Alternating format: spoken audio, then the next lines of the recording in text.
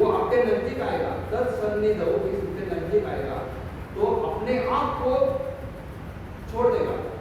इसका मतलब आप आयुष्यवादी होंगे पूरा, तो आपके नजदीक हिटलर आएगा तो वो बोलेगा sorry Neel, I should not have double down Jews, ये जू को नहीं मानना चाहिए, ऐसा लगेगा। जब सिंह आएगा ना, सिंह को आप खाना नहीं देंगे 10 दिन सिंह को खाना नहीं दिया है, अभी वो बहुत भूखा है, तो आप सिंह के पास चले गए तो वो बोलेगा नहीं मैं आपको नहीं खाने का है, आपके साथ खेलता हूँ। ऐसा होने से अहिंसा प्रतिष्ठायाम होगा, ये उसका पहला यम है। इसके बाद जो बताएंगे तो आपको बहुत ही आश्चर्य लगेगा। अभी मैं 5 से 1 ही यम बताया है, तो उसने बताया कि क्या होना चाहिए। अभी आप बोलो कि आप अहिंसावादी होंगे तो आपके पास ब्रिटिश लोग आएंगे ना, तो वो पूरे टेम होने चाहिए ना, वो बोला जैसे Gandhi ji I am sorry I should not have come to India, I am going tomorrow, ऐसा बताएगा? नहीं बताया। इसका मतलब पूरा अहिंसा नहीं है, वो पॉलिटिकल अहिंसा होगा। तो मैं आपको बताता हूँ कि अभी उसका 5 यम है, जो करना नहीं है वो बताया, इसके बाद जो करना है वो बताया, उस पर नियम होते हैं। नियम का मतलब वो करना ही है। इससे हिंदी में शब्द आया है नेम, नित्य नेम, इसका मतलब उसको करना ही है। उसमें शौच आता है, वो क्लीन आता है, वगैरह वगैरह आता है, शौच संतोष तपस्वाध्याय ईश्वर परिणामी नियम, वो नियम करना है आपको। इसके बाद आसन आता है। तो अभी मैं आपको बता दूं कि पूरा जो वर्ड है ना उसमें टोटली रॉन्ग कंसेप्ट है कि पतंजलि में जो आसन बताया है तो उसने बताया वो स्थिर और सुख होना चाहिए। तो लोग क्या कर रहे हैं, सब आसन कर रहे हैं, पश्चिमोत्तासन, वृक्षासन, और उसको स्थिर और सुख करने का ट्राई कर रहे हैं। वो कभी होगा ही नहीं मैडम। आप वृक्षासन में जाओगे ना, एक लेग पे खड़ा रहना है आपको, तो उसमें सुख कभी भी नहीं लगेगा, आपको पूरा देखना पड़ेगा कि गिरने ही नहीं है। 5 मिनट के बाद वो नीचे आने वाला है। 30 सेकंड से कुछ नहीं होता है, 30 सेकंड से थोड़ा सा इधर का मसल स्ट्रांग होगा, आसन नहीं होता है। स्थिर सुगम आसन का मतलब कम से कम 3 घंटा उधर बैठना है विदाउट मूविंग। तो पतंजलि में जो आसन दिया है और जो हम योगासन करते हैं ना, उसका कुछ भी संबंध नहीं है, जीरो, कंप्लीटली जीरो। वो जो हम कर रहे हैं वो हठयोग के आसन है, वो हठयोग में आता है, उसका पतंजलि से कुछ संबंध नहीं है। क्योंकि उसके बाद वो बोलता है कि आसन को मास्टर करना है। मास्टर का मतलब कम से कम 3 घंटा बैठना है विदाउट एनी प्रॉब्लम। तो उसका 10वीं सती, इसका मतलब उसको पूरा मास्टर करना है। मास्टर करने के बाद प्राणायाम करना है। अभी हम जो कपालभाति वगैरह करते हैं ना, वो प्राणायाम नहीं है, वो शुद्धि क्रिया है, वो भी हठयोग में आती है, पतंजलि में नहीं आती है। पतंजलि में 5 सूत्रों में प्राणायाम बताया है, वो अभी मैं बता नहीं सकता हूँ पूरा, 1 घंटा लगेगा, बट 5 सूत्र है, उसमें पूरा प्राणायाम बताया है। और प्राणायाम के बाद क्या होता है वो होना चाहिए, क्योंकि पतंजलि समाधि तक लेने वाला है। तो पतंजलि का जो प्राणायाम है ना, उसमें लास्ट सूत्र क्या आता है, धारणासुते योग्यता मनसावी, आपका माइंड एकदम स्ट्रॉन्ग है, स्टेबल होना चाहिए। धारणा मीन्स वो मैंने आपको बताया कि आपको एक चीज लेना है, उसके ऊपर ही कॉन्सेंट्रेट करना है, वो करने का एबिलिटी आप में आना चाहिए, तभी वो आसन कंप्लीट होगा ना, प्राणायाम कंप्लीट होगा। आपका हेल्थ अच्छा हुआ, आपको खांसी नहीं आ रही है, कोविड नहीं हो रहा है, ये प्राणायाम में नहीं आता है पतंजलि, वो हठयोग का हो गया। तो इसीलिए आपको मैं पता कर कि पतंजलि जाने वाले सिर्फ 10 लोग हैं इंडिया में, क्योंकि वो हठयोग को उसको मिस कर दिया है, क्योंकि वो हठयोग कर रहे हैं।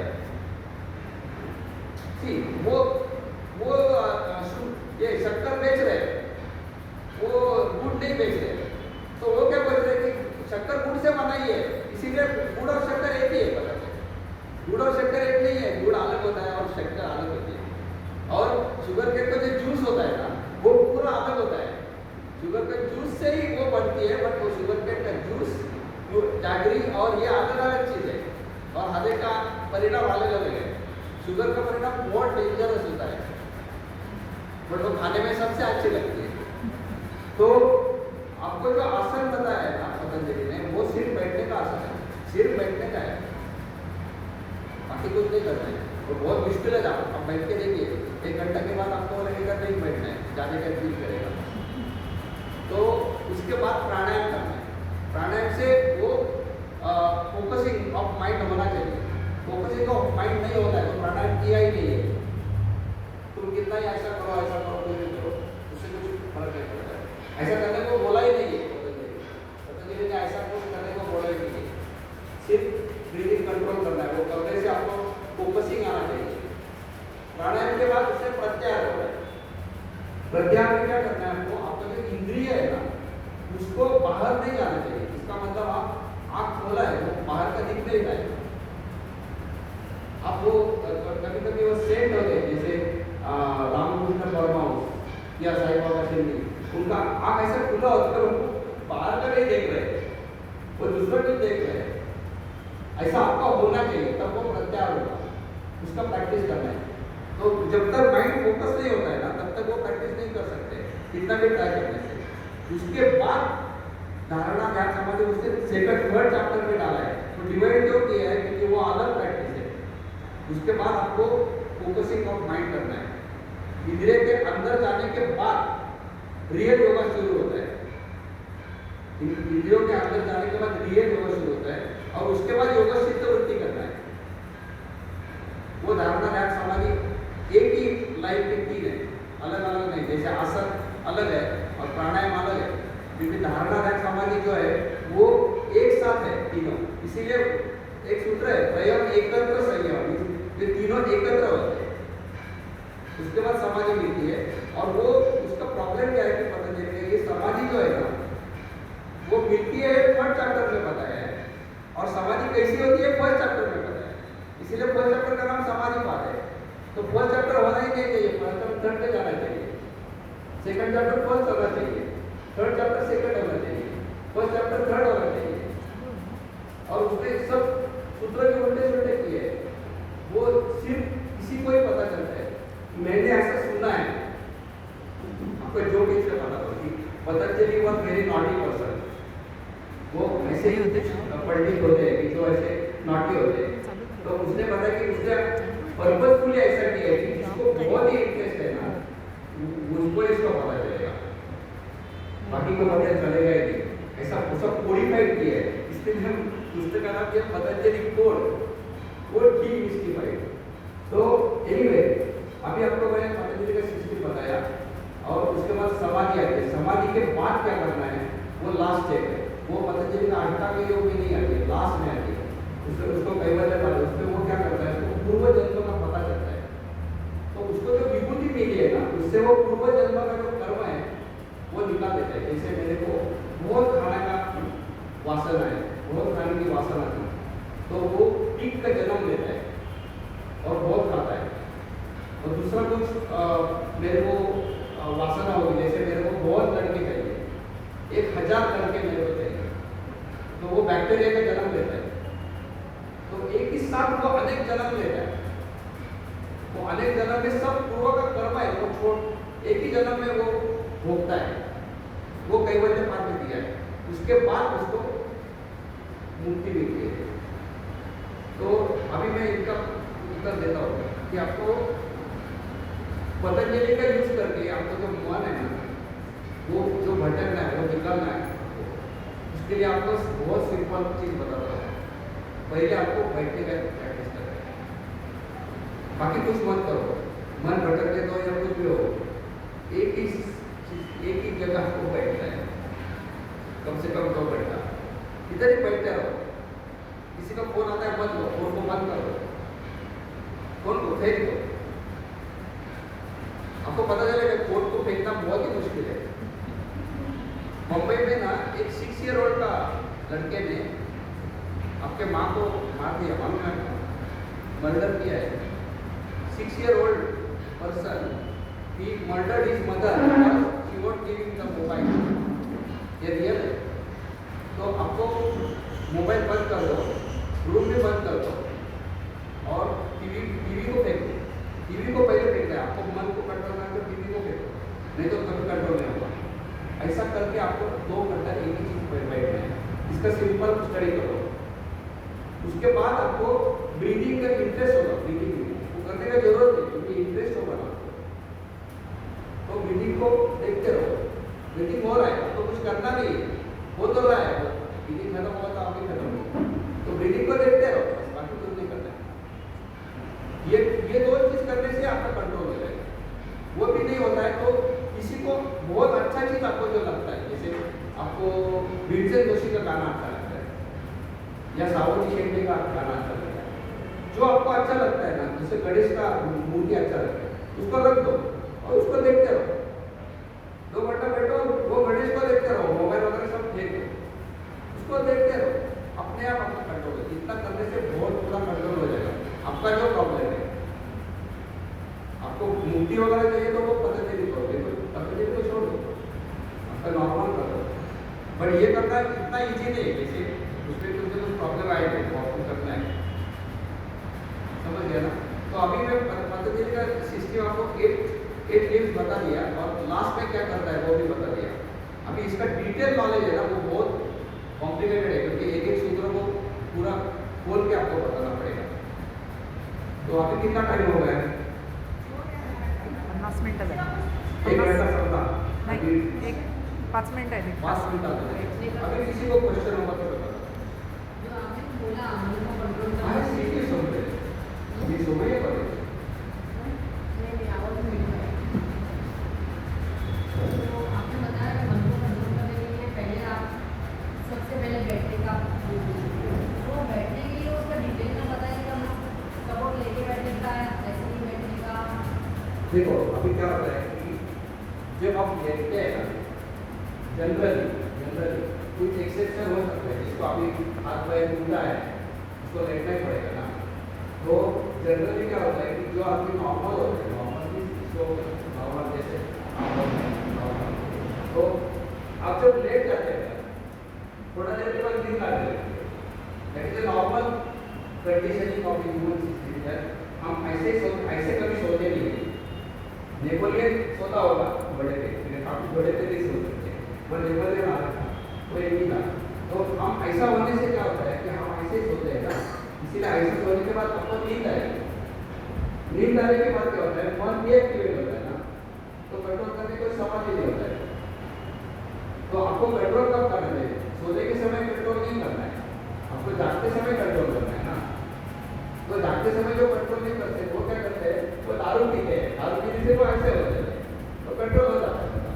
वो फिर दारू पी के चलेगा, फिर दारू पीते हैं, तो उनका कंट्रोल हो जाता है, मन कंट्रोल होता है, फिर भी शरीर खराब हो जाता है, लीवर खराब हो जाता है, तो जल्दी चले जाते हैं और दूसरों को मन को त्रास देते हैं।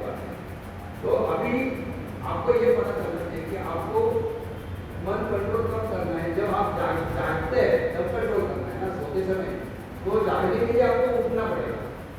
अभी आप बिल्कुल ही बैठ ही नहीं सकते कि इधर इंजरी हुआ है तो थोड़ा लेट सकते हैं, कितना लेट सकते हैं जितना आपको इंजरी का इफेक्ट नहीं हो रहा है उतना ही रोड देंगे, जाना से जाना लेट नहीं करना है, स्पा में नहीं जाते, स्पा में जाके बहुत मसाज वगैरह ऐसा नहीं यूज कर रहे हैं तो सो जाएंगे। तो आपको थोड़ा सा रेस्ट लेना है, और इससे पहले अच्छा है कि पहले नींद ले लो, पूरा नींद ले लो, उसके बाद बैठो तो आपको एनर्जी होगा। और आपको जागते समय वो कंट्रोल करना है, तो इसके लिए आपको मैं तो इसको बताया बैठने का, वो एक कॉमन बताया, जो बैठ नहीं सकते उसको थोड़ा सा लेट सकते हैं, फिर भी लेटते समय आपको ये ध्यान रखना है कि आपको सोना नहीं। तो एक जगह सोने का भी बहुत डिफिकल्ट हो जाता है, देखिए ऐसे रहेंगे 2 घंटे के बाद ऐसा नहीं, तो आपको एक सोना नहीं है और हल्ला नहीं है, उससे आपको कंट्रोल हो जाएगा। तो सिरस्को आसन का मतलब सिर्फ ऐसा परमासन नहीं है, आप लेट भी सकते हैं।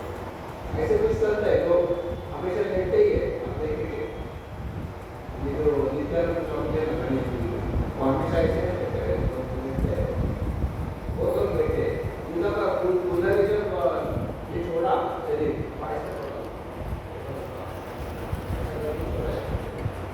तो वो सो नहीं रहा था, समाधि से गया।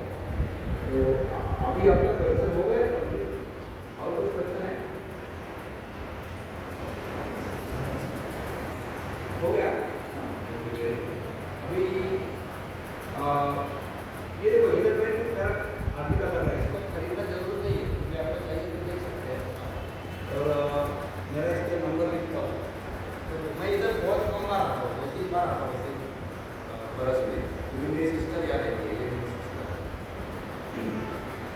तो आपको कुछ क्वेश्चन होगा तो आप व्हाट्सअप कर सकते हैं। तो मैं इधर अभी थोड़े हूँ, उसके बाद मालूम नहीं इसके बारे में। तो आपको कुछ करना है तो यूट्यूब पे भी क्वेश्चन आंसर कर सकते हैं। क्योंकि आपको प्रॉपर्टी जो है तो प्रॉपर्टी से पढ़िए, ये क्लास मत छोड़ो, कम से कम आपको प्रैक्टिस करता रहेगा ना। प्रैक्टिस बहुत इंपॉर्टेंट है। आपका इतना बड़ा रूप है तो हम लोग पहली बार इतना बड़ा रूप है। हाँ 100 लोगों को जमा करना बहुत है। मैं तो अभी 40 वर्ष का तो 100 लोग दे देते, टोटल भी 100 दे देते। मैं इधर इनके कारण आया, he is the chief guest of today's program.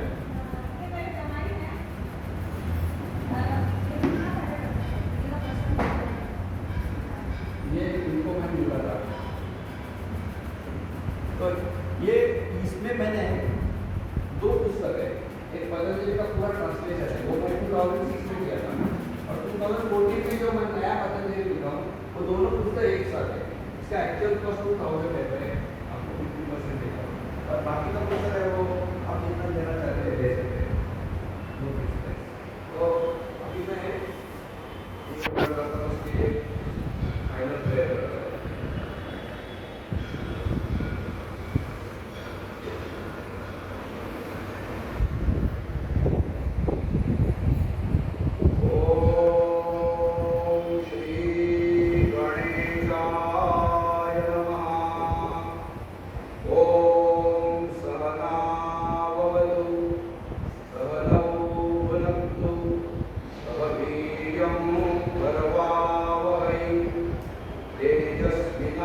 तेजस्विनावधीतमस्तु मा विद्विषा